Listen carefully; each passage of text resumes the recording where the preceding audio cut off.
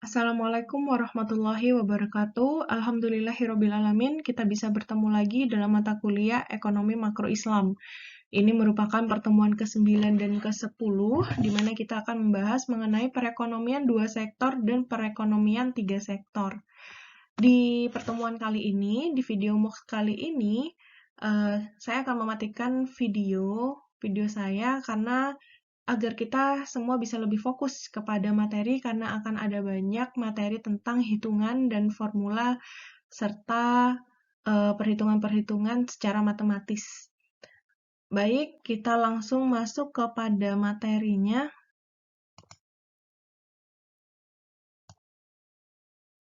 Saudara sekalian, di dalam kegiatan ekonomi makro Islam, di suatu negara itu terdapat pelaku-pelaku kegiatan ekonomi. Hal ini sudah kita pelajari sejak awal, sama halnya dengan pelaku kegiatan ekonomi yang berperan di dalam ekonomi mikro Islam. Gitu juga dengan ekonomi makro Islam, yang memiliki peran ada beberapa. Yang pertama ada perusahaan swasta, yang kedua ada rumah tangga, yang ketiga ada pemerintah, dan yang keempat ada ekspor-impor. Atau dibalik ya, yang ketiga ekspor-impor, yang keempat ada pemerintah. Nah, keempat sektor ini, keempat-empatnya memiliki peran masing-masing di dalam kegiatan perekonomian. Nah, kita bisa menganalisisnya dari berbagai sektor ekonomi. Jadi, yang pertama bisa dilihat dari perekonomian sektor dua sektor, perekonomian 2 sektor, kemudian perekonomian 3 sektor, dan perekonomian 4 sektor. Bagaimana mekanismenya, bagaimana sirkulasinya? Mari kita lanjut. Baik, saudara sekalian, di sini bisa dilihat ini merupakan sirkulasi perekonomian 2 sektor. Nah, di dalam perekonomian 2 sektor itu ada 2 yang berperan. Dari 4 tadi yang disebutkan, perusahaan, swasta, kemudian pemerintah, ekspor-impor. Nah, di sini yang berperan hanya 2, yaitu rumah tangga dan perusahaan. Bagaimana perannya? Nah, di sini saudara sekalian bisa lihat bahwa rumah tangga memiliki peran untuk menginput atau menyediakan faktor produksi untuk digunakan oleh perusahaan. Kemudian, rumah tangga pun juga memberikan pendapatan atau uang kepada perusahaan. Selanjutnya, rumah tangga pun menerima dari apa yang telah diberikan kepada perusahaan, yaitu perusahaan memberikan balas jasa dari faktor produksi yang diberikan oleh rumah tangga. Nah, di sini ya arahnya. Kemudian, di sini setelah rumah tangga memberikan pendapatan atau uang ya, melakukan pembelian dari barang atau jasa yang disediakan oleh perusahaan. Begitu seterusnya. Jadi sirkulasinya hanya 2, mengabaikan adanya pemerintah dan ekspor-impor. Baik, selanjutnya saudara sekalian, ini tadi menjelaskan lebih detail lagi bagaimana perusahaan dan rumah tangga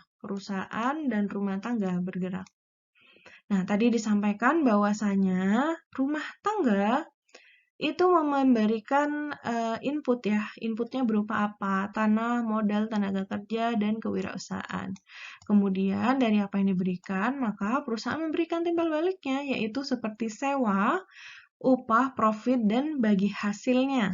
Nah, kemudian selanjutnya di sini rumah tangga ini ya mengeluarkan untuk membeli barang ya, membayarkan uang dan dijadikan sebagai pendapatan sebuah perusahaan, kemudian dengan balasan yaitu adanya barang dan jasa yang diterima dari pengeluaran yang dilakukan. Nah, perlu diperhatikan saudara sekalian bahwasanya ternyata di dalam perekonomian dua sektor itu ada yang namanya arus melingkar dengan injeksi dan kebocoran. Nah, apa yang dimaksud dengan injeksi dan kebocoran? Artinya, dari sirkulasi ini ada sesuatu yang dikeluarkan yang menyebabkan di situ tergolong ke dalam injeksi dan kebocoran. Seperti apa? Nah, ketika rumah tangga mendapatkan sewa upah profit dan bagi hasil ya dari sini arah sini. Kemudian ternyata dari jumlah yang diterima itu memiliki lebih kelebihan gitu ya. Memiliki nilai yang lebih sehingga oleh rumah tangga itu bisa disimpan di sini. Menjadi simpanan. Nah, dan lebih jauh lagi menjadi investasi, yang mana ternyata investasinya ini bisa dialokasikan kepada perusahaan yang nanti bisa digunakan sebagai modal atau salah satu faktor produksi. Nah, ini yang dimaksud dengan injeksi dan kebocoran.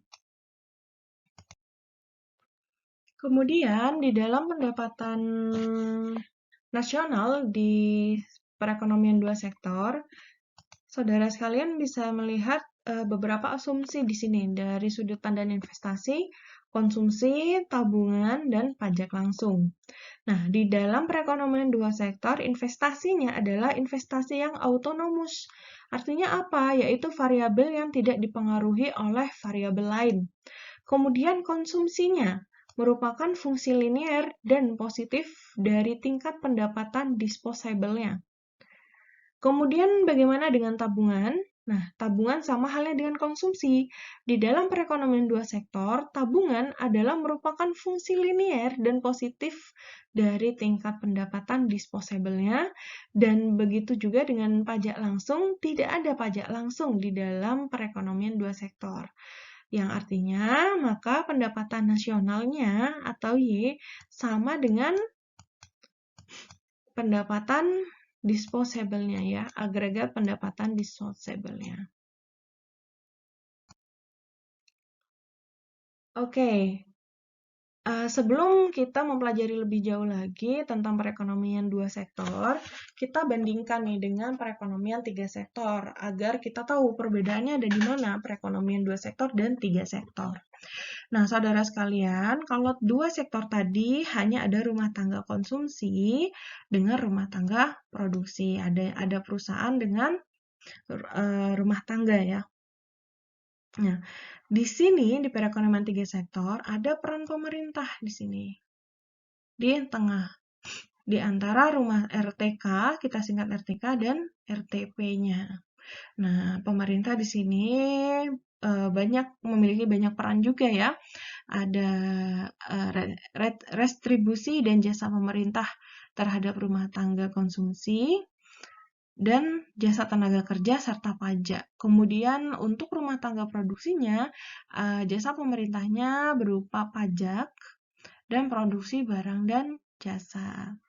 Nah, perbedaannya di sini ya ada 3 di sini. Baik, kita kembali ke perekonomian dua sektor.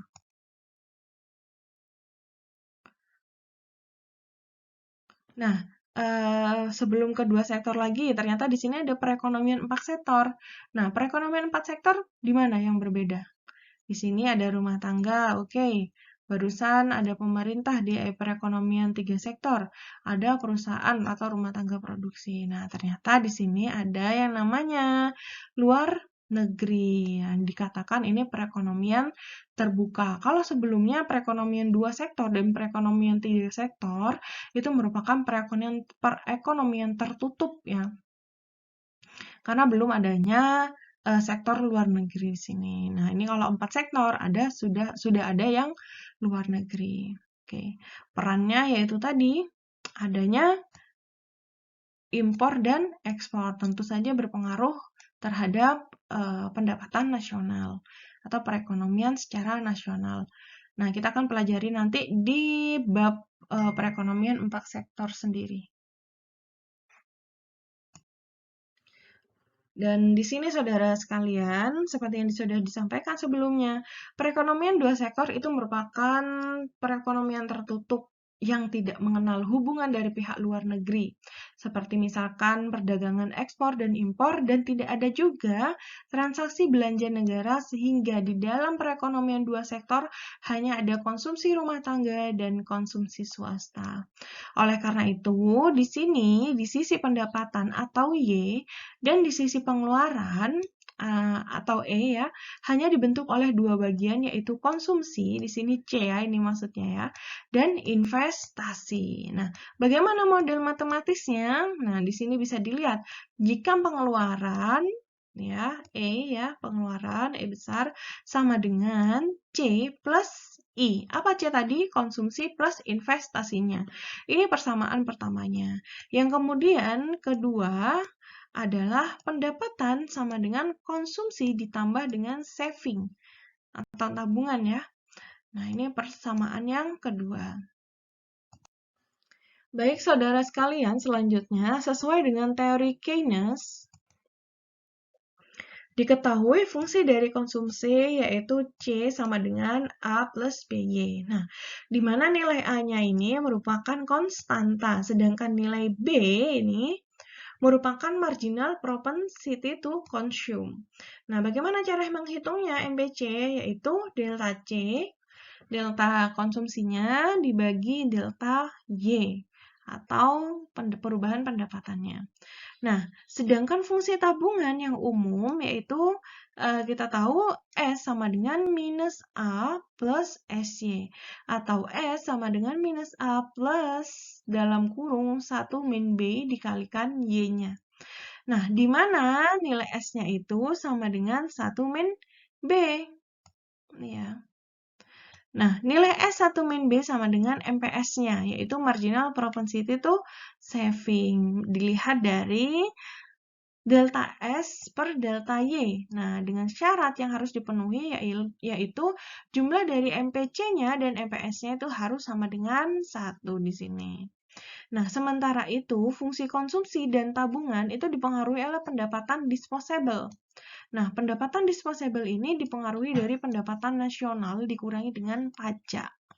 Namun, seperti yang disampaikan di awal, bahwasanya dalam perekonomian dua sektor itu tidak ada pajak, sehingga dalam analisis ini pendapatan nasional itu memiliki nilai yang sama dengan pendapatan disposable karena tidak ada pajak di dalamnya.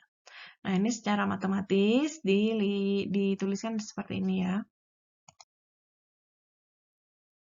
Baik, selanjutnya kita bisa lihat bagaimana hubungan konsumsi dan pendapatan di dalam tabel berikut.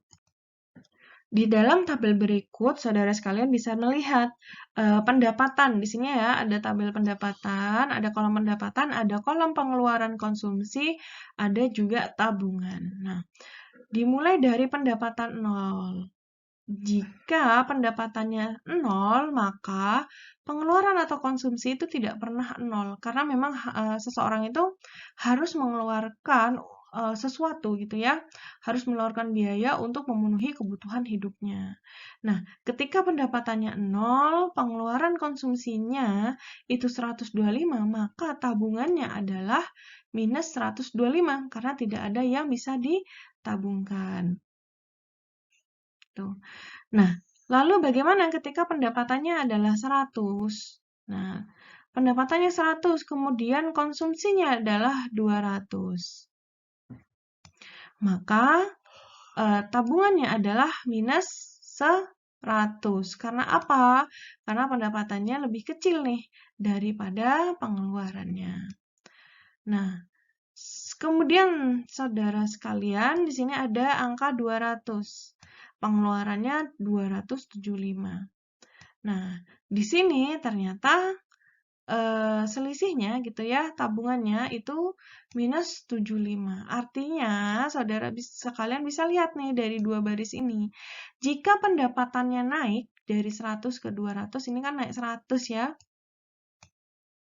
maka pengeluarannya juga akan naik. Di sini naiknya berapa? 75.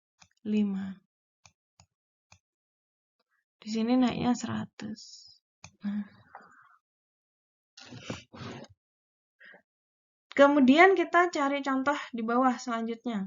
Jika pendapatan 600 di sini, kemudian pengeluaran konsumsi ternyata 650. Nah, ternyata masih bisa menabung nih, ada sisanya, yaitu 50.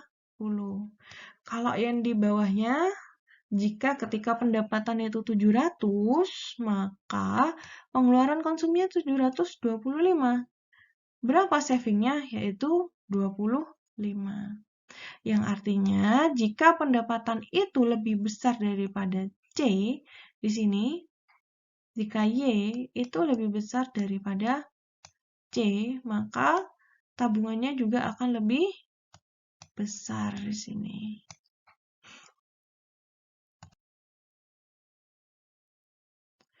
Nah, di sini ada teori mengenai kecenderungan mengkonsumsi dan menabung.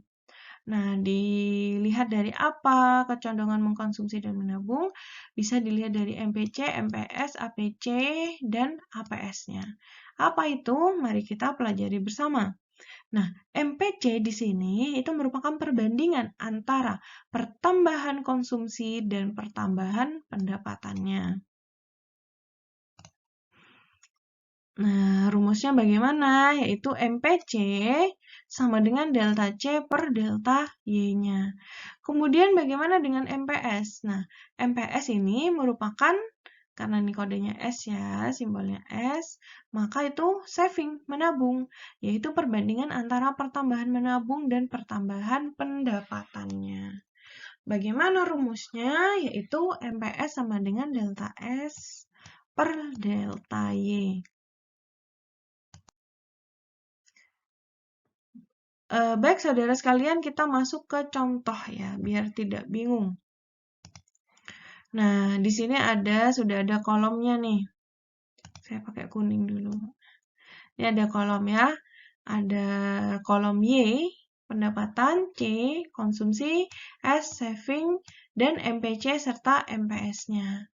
Nah, di sini MPC dan MPS belum diketahui, maka kita harus menghitungnya sesuai dengan rumus yang kita bahas sebelumnya. Oke, bagaimana cara menghitungnya?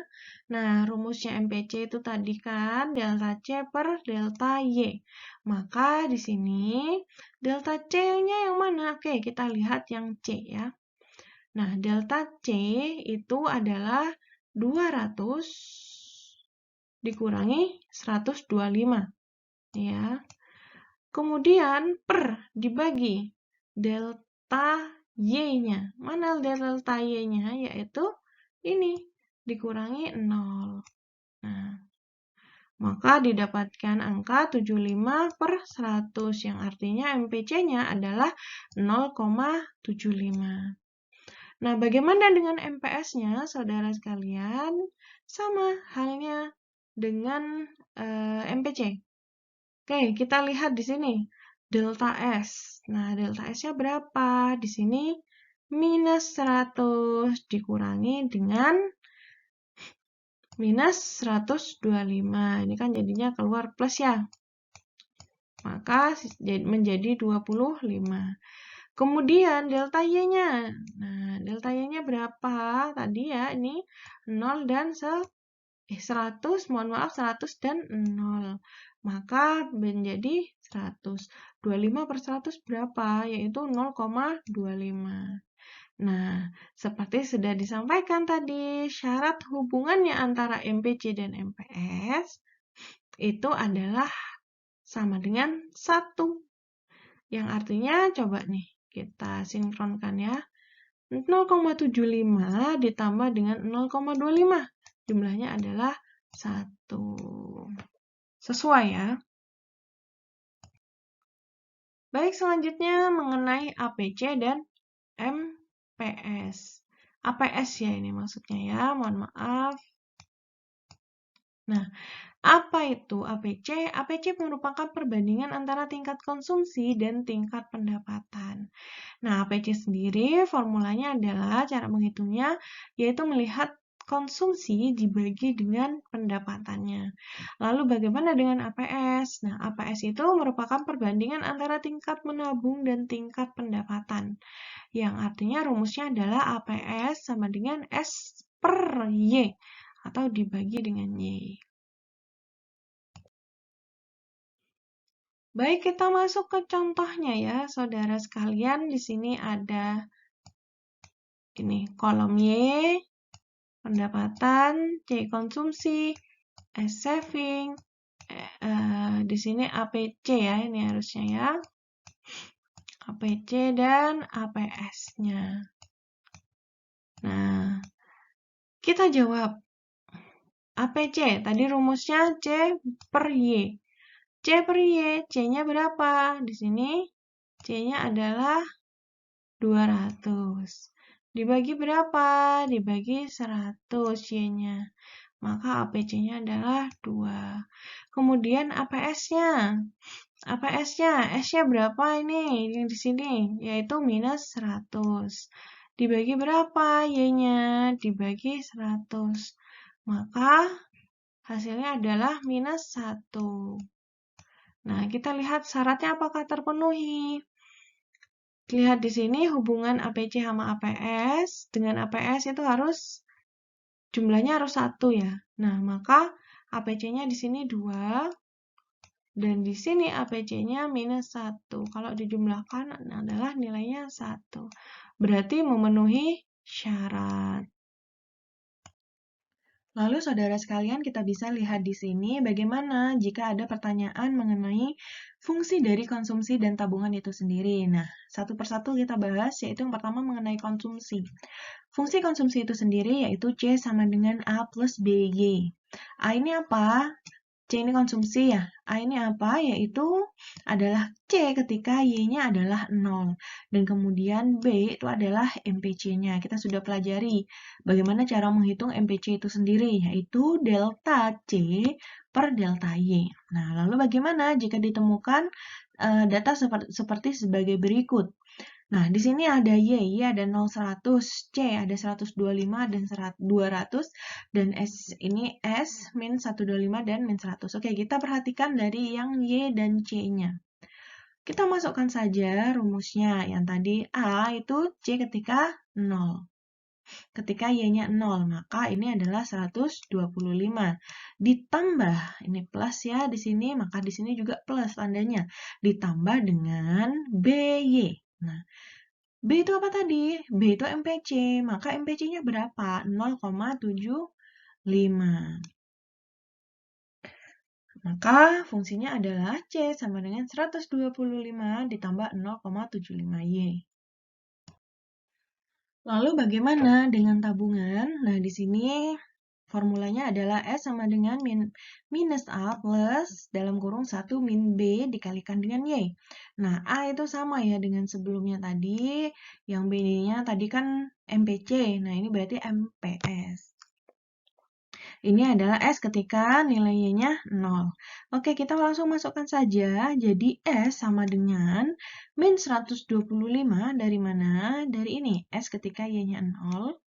Kemudian di plus dengan MPS-nya, yaitu 1 minus 0,75Y. Di sini ya. Lalu jadinya berapa? Yaitu min 125 plus 0,25Y.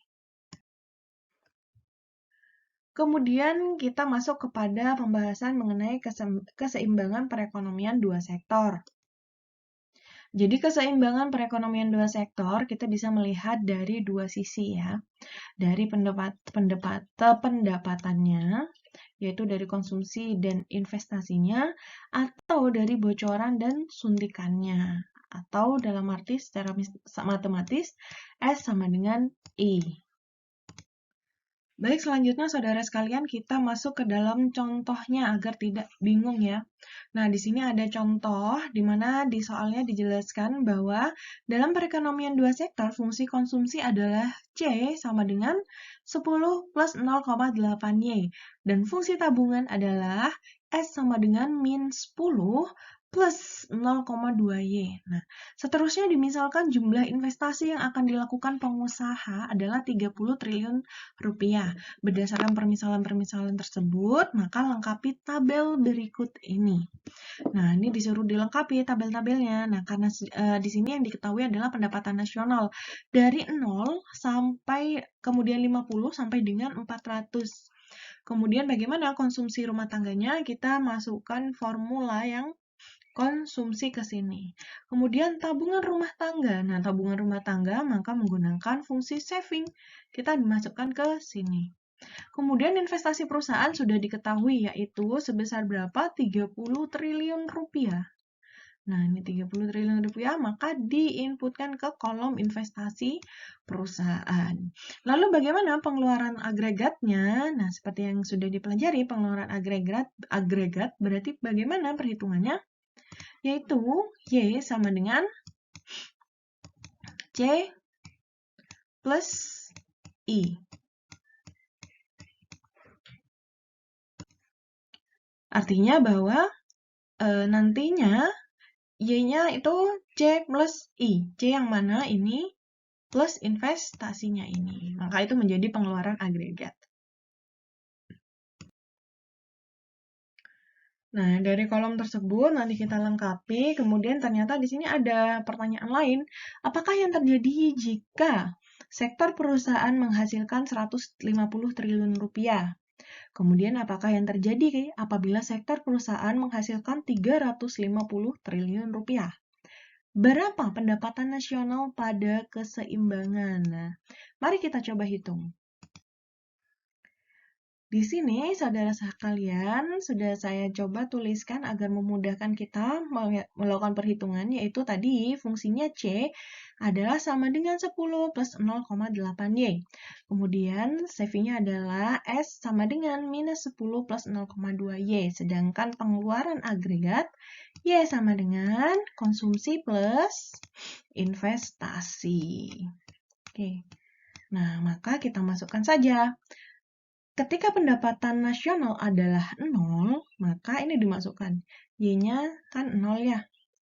0, maka kalau 0 berarti ini kan sisi ini adalah 0. Kemudian plus 10 adalah 10. Begitu juga dengan savingnya, tabungannya. Ketika Y-nya 0, maka ini dikalikan dengan 0, yang hasilnya adalah 0. Plus minus 10, maka menjadi minus 10. Kemudian investasi perusahaan 30, pengeluaran agregat C plus I. C adalah 10, I-nya adalah 30, maka jumlahnya adalah 40. Baik, selanjutnya coba saudara sekalian kerjakan kolom-kolom ini ya. Dimasukkan bagaimana perhitungannya. Misalkan nih 50, maka 50-nya dimasukkan ke sini. 50 kali 0,8 plus 10, maka di sini berapa? Kemudian 50 dikalikan 0,2 plus minus 10, di sini ada berapa? Kemudian dihitung juga pengeluaran agregatnya. Baik, saudara sekalian, ini adalah hasil langsung ya. Jadi tadi sudah dimasukkan di input, di sini Y-nya berapa, tergantung dengan setiap barisnya ini. Kemudian dijumlahkan jadi sekian, tabungannya jadi sekian dengan formula ini. Kemudian pengeluaran agregatnya C plus I-nya adalah sekian. Setelah kita lakukan perhitungan dalam setiap barisnya, dalam setiap kolomnya, maka kita temukan nih di sini. Kita jawab yang C terlebih dahulu, karena yang A dan B akan saudara jawab di kolom berikutnya. Nah, kita analisis. Ternyata titik keseimbangannya yaitu pada pendapatan nasional 200, yang mana artinya pendapatan nasionalnya itu sama dengan pengeluaran agregatnya di sini, yaitu sebesar 200 triliun. Begitu juga dengan tabungan dan investasi, nilainya juga sama, yang artinya adalah berimbang atau seimbang. Nah, di pendapatan nasional 0 sampai 150 triliun itu terjadi ekspansi, yang artinya pengeluaran agregatnya itu lebih besar dari pendapatan nasionalnya. Nah, Dampaknya apa sih kalau ekspansi? Ini nanti saudara sekalian akan menjawabnya. Kita cari referensi yang lain, silakan dijawab di kolom absen, di link absennya. Kemudian selanjutnya, ternyata di atas pendapatan nasional, di atas 200, yaitu mulai 250 hingga 400 triliun, itu terjadi kontraksi. Nah, kontraksi terjadi adalah ketika pengeluaran agregatnya itu lebih kecil dari pendapatan nasionalnya, seperti yang terjadi ketika masa pandemi COVID kemarin. Pengeluaran agregat yang dilakukan oleh masyarakat itu lebih kecil dari pendapatan nasionalnya. Jadi lebih sedikit mengeluarkan konsumsi ya. Lah, oke, yang C berarti terjawab nih. Berapa pendapatan nasional pada keseimbangan? Yaitu ketika pendapatan nasionalnya sebesar 200 triliun. Lalu bagaimana jika sektor perusahaan menghasilkan 150 triliun rupiah? Dan bagaimana jika menghasilkan 350 triliun rupiah? Baik, saudara sekalian, bisa disimak di sini. Saudara sekalian bisa mengerjakannya, kemudian saudara sekalian upload ya jawabannya di link absennya. Nah, kita masukkan perumpamaan sektor perusahaan, penghasilan sektor perusahaan 150 triliun, yaitu investasi di kolom investasi perusahaan. 150, 150, 150, 150. Nah, kolom konsumsinya sama, kita lihat sebelumnya, tadi ada fungsinya, silakan dimasukkan ketika pendapatan nasionalnya 0 itu berapa, tabungannya begitu juga, savingnya, fungsinya bagaimana, kalian bisa simak di slide sebelumnya, itu minus 10 diinputkan, kemudian pengeluaran agregatnya, apa tadi? Yaitu C plus I, silakan diisi semua hingga sampai bawah. Kemudian selanjutnya, bagaimana jika 350 triliun rupiah? Maka diinputkan saja di sini. Jika 350 triliun rupiah berapa? Nah, saudara sekalian pasti bisa menghitungnya.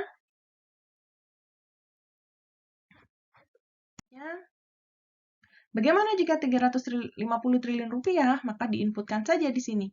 Jika 350 triliun rupiah berapa? Nah, saudara sekalian pasti bisa menghitungnya.